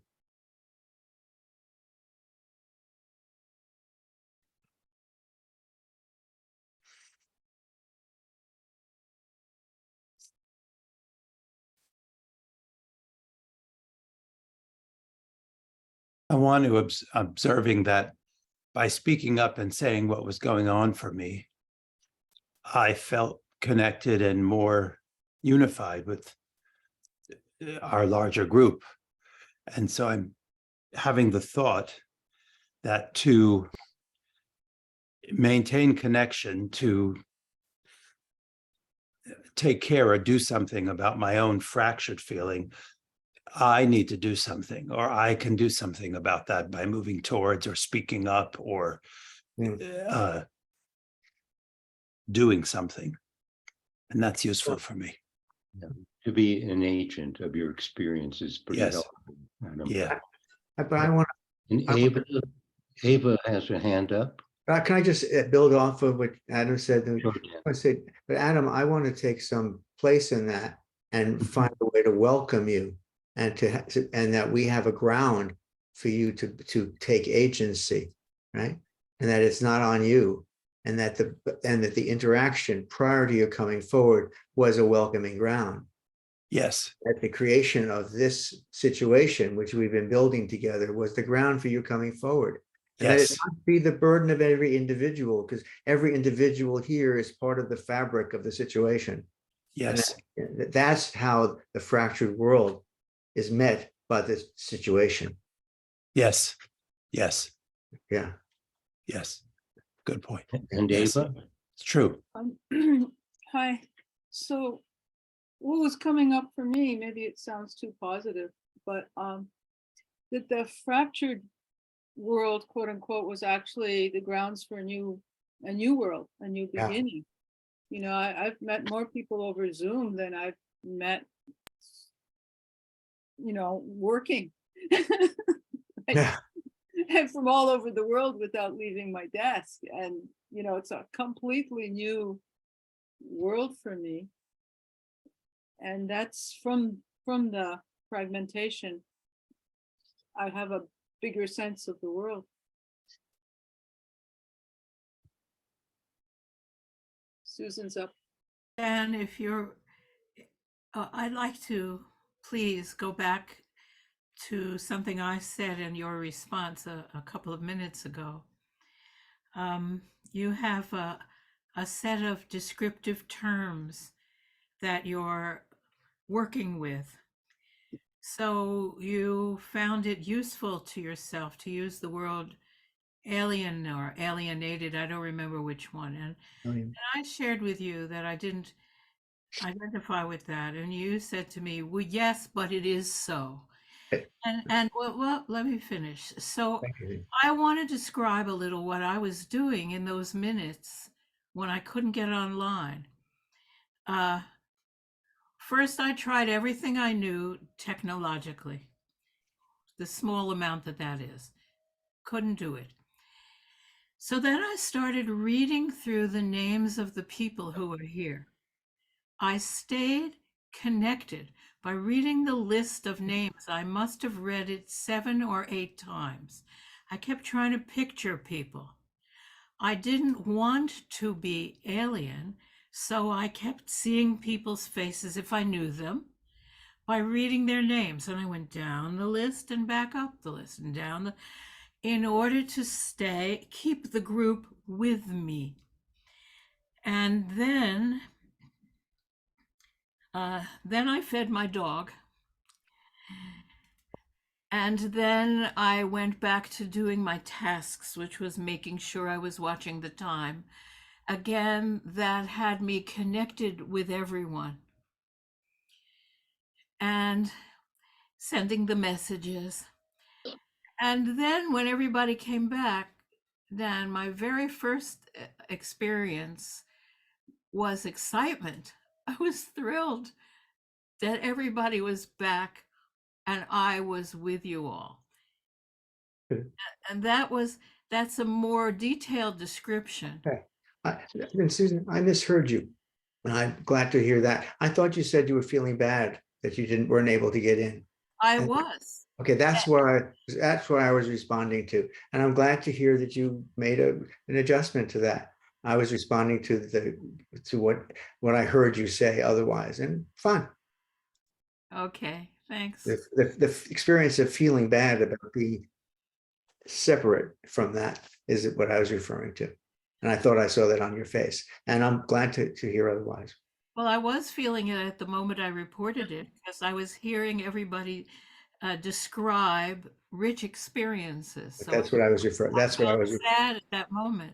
That's what I was referring to. Yet I knew that what I could do, which is always my way, you know me long enough, is to try to make a set of creative adjustments so I wouldn't be.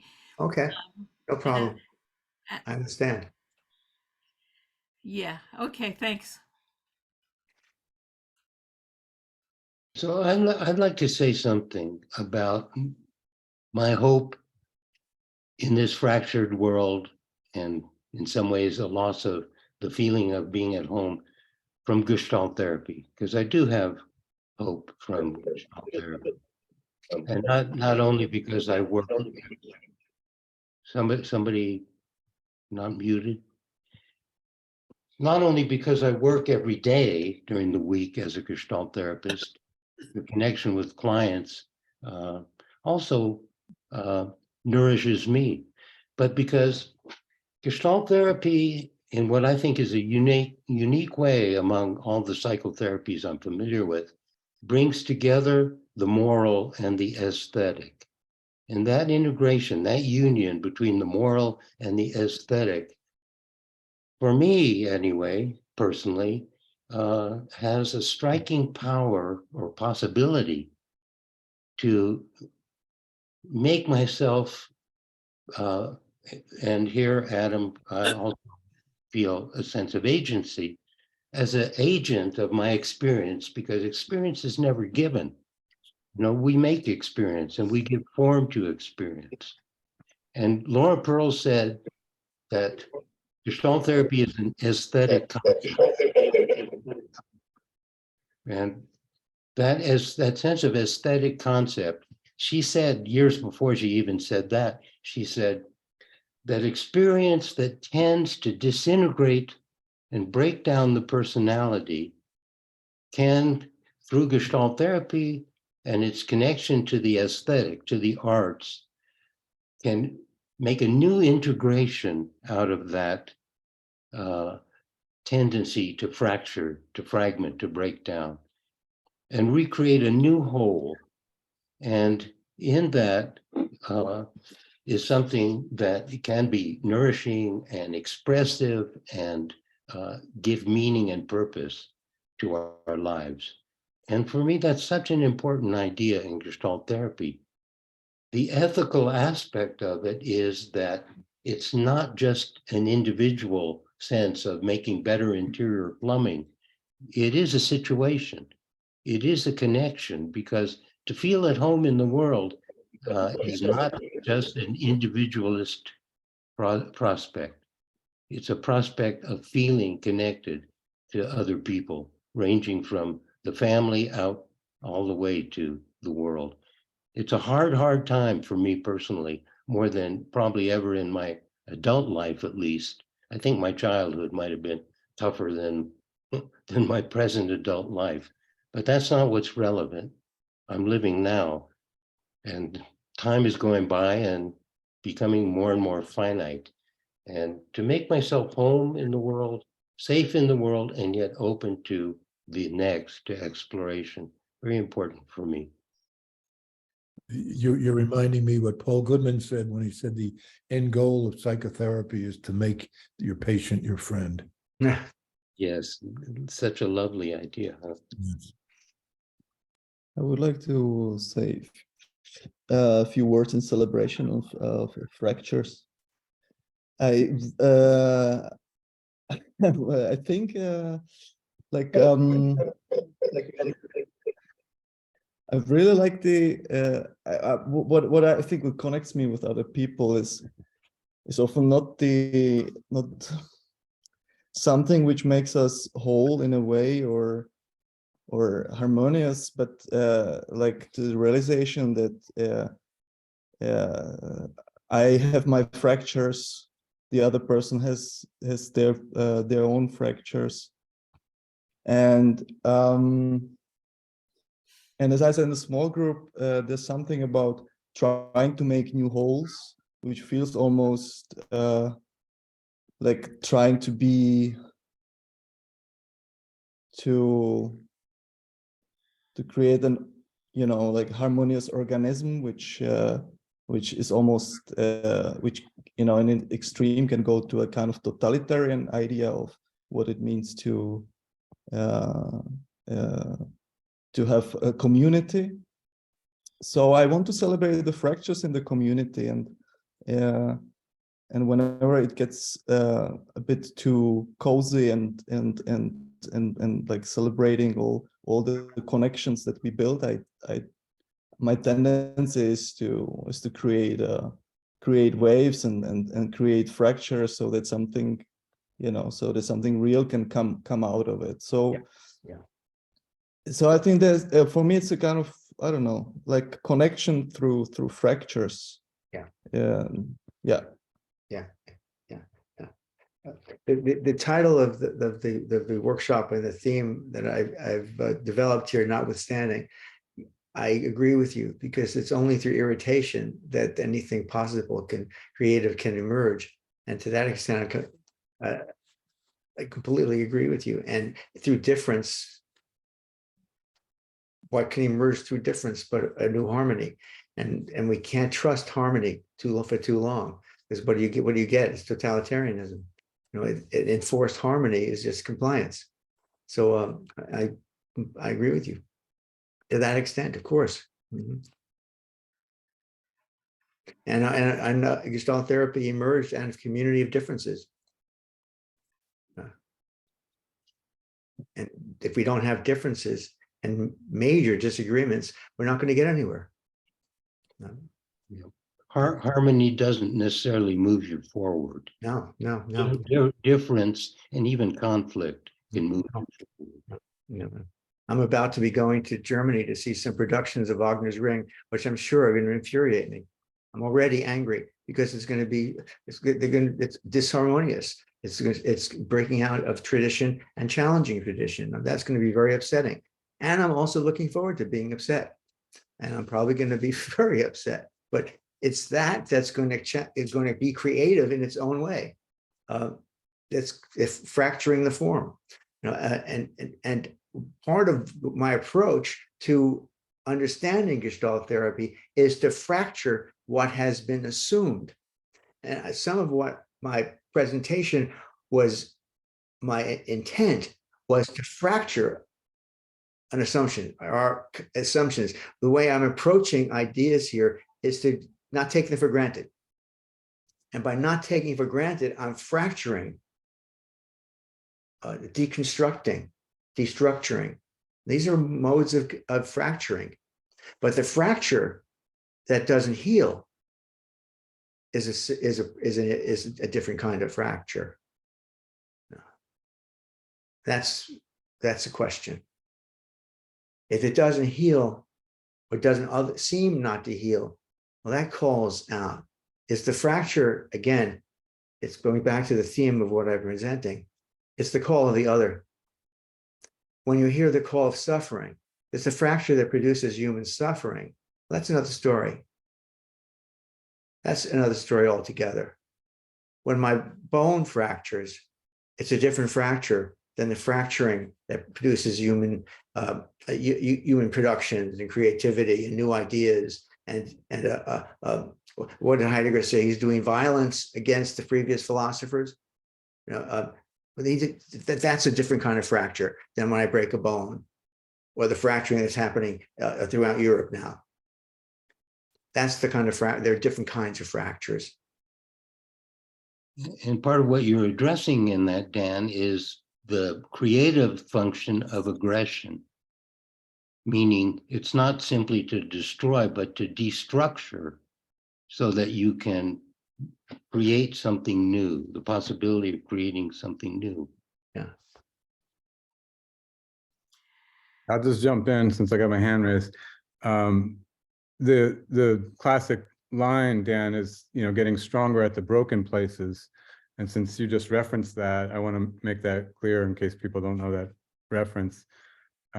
That's actually what happens when a bone, very often when a bone breaks and it gets stronger at the broken place. That's where it comes from anatomy, from physiology, and with the bone healing itself and adding extra calcification.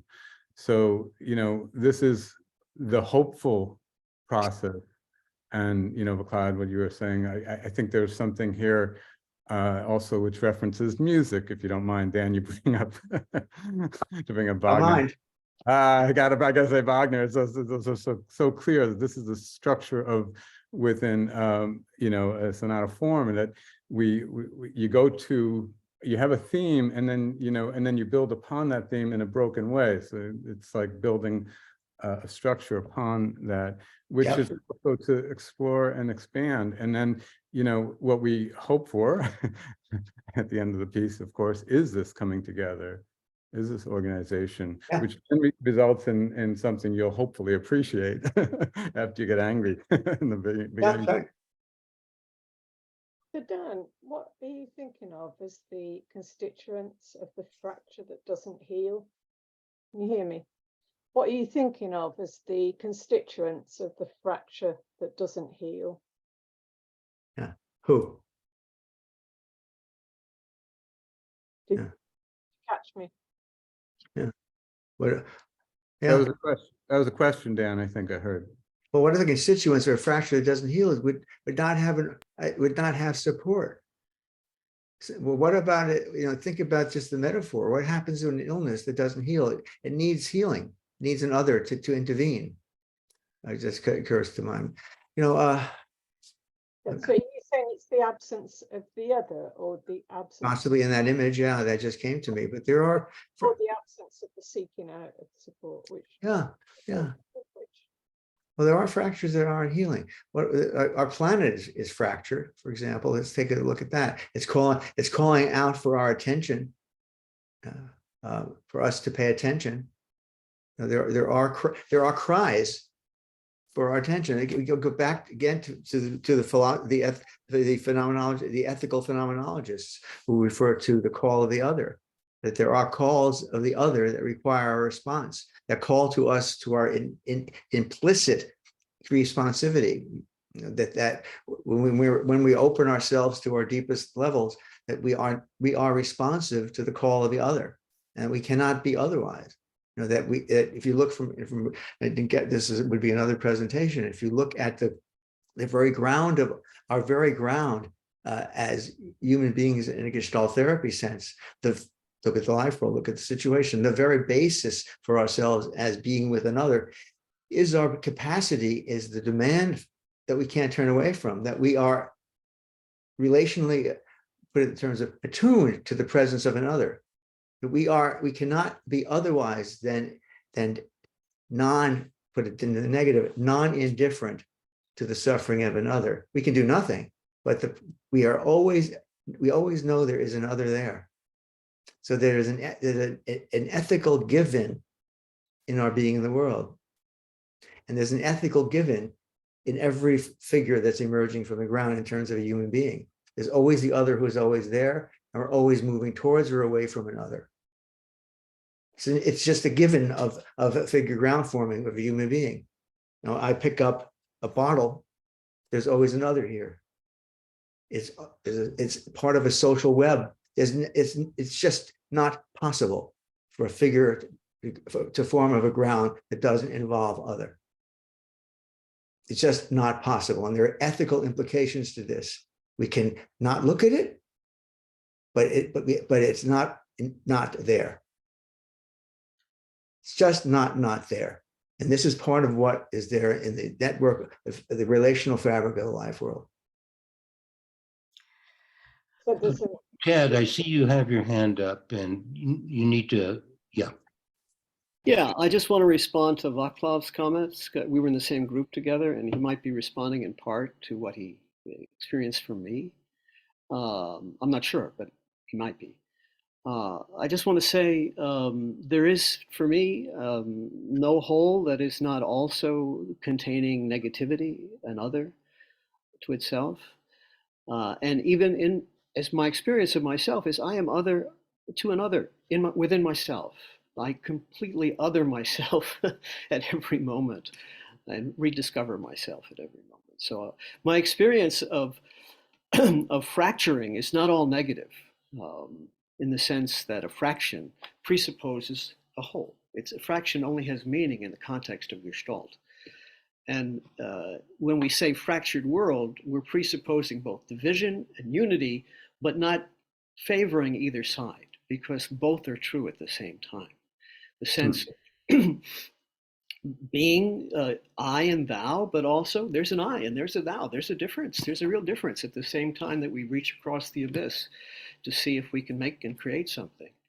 So I just want to express this notion that a whole, there is no whole for me that is not also negative. And this has deep philosophical implications. Indeed. Interesting, Ted. Yeah, it is. And also accurate, I think. Yeah, I also agree.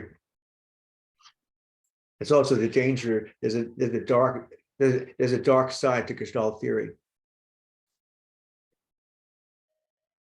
Thank goodness, because we wouldn't be in the world if there weren't. Yeah. Not the real world. We'd be living delusion. And we're on the side of the light. One last thing, and I'm going to be quiet, but in response, Dan, to what you were spelling out, and that is just think of the difference of walking into an empty room. There's a lamp and there's a table and there's a sofa and some curtains. Yes. And whatever mood that you're in, you could pretty much stay there. You're not necessarily have to change. But if you walk into that same furnished room and there's another person there, could be a friend, family member, it could be a complete stranger, but that other person being in the room as you walk in, you cannot stay the same as you were. Right. There's only one way, in fact, you can remain the same as you were, and that's to turn that person into a curtain or a sofa or a lamp, ultimately to kill them. Yeah. Ultimately to kill them. And what I'm reciting now could be an illustration of the whole philosopher who is very nourishing to me, and that's Emmanuel Levinas, who says that ethics comes before ontology or metaphysics, precisely because, and the first order of ethics is thou shalt not kill.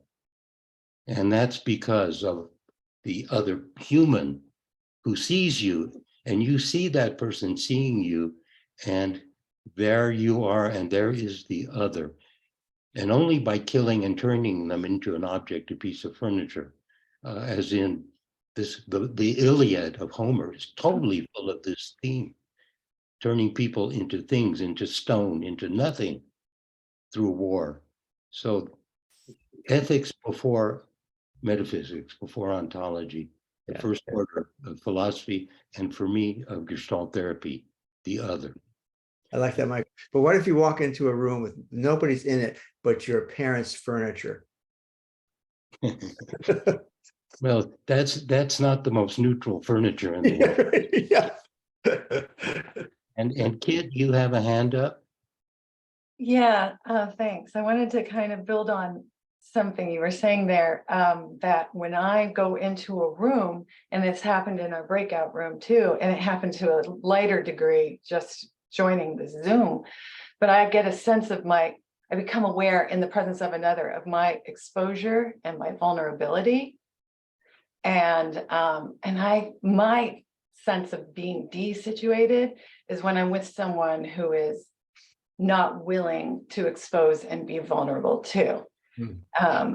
And so that happened in our breakout room, where as we exposed more, I felt more supported, but we did have one person who actually muted and turned off their camera, and I didn't feel situated with that person at all. I couldn't be. They were unwilling to expose. And I think that that's something, maybe that's an issue with our fractured world, is our terror of exposing and being vulnerable, which I relate to a lot. But it's that willingness to tolerate it that leads to that sense of community and connection. So.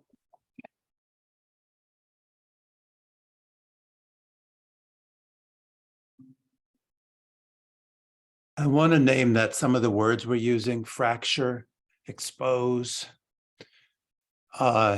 We don't have time today to really sit with those words, but fracturing for me is a breaking. It's an active breaking and a coming apart. It's different than being separate. It's different than considering how close I'm going to come, feeling really connected to somebody else. So I don't want us to land too sloppily on the word fractured when we're talking about not feeling connected or how connected we feel. There's more nuance there. And also expose. Exposing is really like exposing. when you said that kid, I heard in my head, someone wasn't able to come forward or wasn't in a place where they could show themselves. And I heard all these different nuances on exposing. So I want to name, we're using words here that for me could use some exploration. Adam, I'm just remembering, and I believe I'm correct, that in medicine, a broken bone is different from a fracture. And in a fracture, the two parts of the bone remain close, in proximity, although the two parts are temporarily severed from each other. With Yep. a broken bone, that proximity isn't there. So in a way, I find Dan's using fracture to be a good image. Yeah, what comes Great. to mind, is every time I go log on to the New York Times website and I see what's the buildings in Turkey, and the buildings that are leveled in various cities in Ukraine, I see fracture. I don't see broken. I see broken hearts, which can be mended. I see fracture. I think the fracture is a calling, as you said, Dan, and also I think it's a possibility in the between us at the contact boundary. I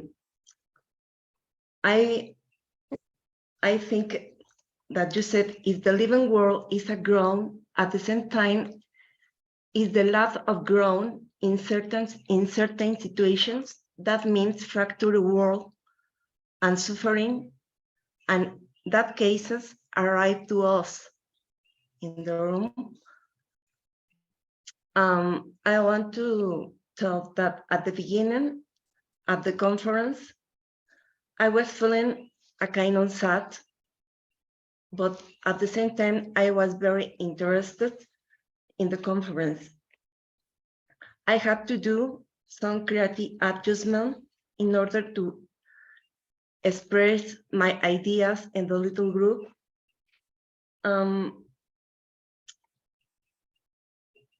But now in this group, I feel that you are part of my ground, something changed. I'm taking the risk to talk, but I feel shame.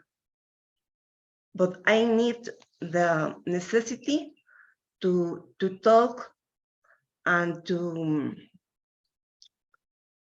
continue learning with you. It's very all that you said. I'm very touched. I can say that in my chest I have a heart. Thanks, Dan. Thank you for that. I'm touched. It's beautiful what you say to me. Thank you. So Michael, we come to an end. Yeah. I can't think of a better end. No, that was a good ending and a warm one. And I think that now, if Yael is still here, perhaps She has left. she can announce the next presentation quickly. Sure. Yes, it's in the chat. First of all, thank you so much, Dan, for today. Thank you, everybody, for participating, especially the newcomers. Our next event will be Sunday, March 5th with Helena Kallner, and it's called Knowing Through Movement and Kinesthetic Resonance. So a bit of a shift of topic. Please come back, join us. Back to you, Michael. Okay, well, Dan, thank you so much for a topic that inspires a lot of feeling and a lot of questioning and a lot of possibility. And my pleasure. My pleasure. It's good to be back. Thanks, Dan, and thanks, everyone. Happy to be with you all. Thank you Thanks, all. Dan. And let's Bye-bye. let's Thank say you, Dan. goodbye for the See moment. you Hope to around. see you again. Thank you. Thank you. Thank you very much. Bye bye. Bye-bye. Bye-bye. Bye-bye. Bye-bye. Bye-bye. Bye.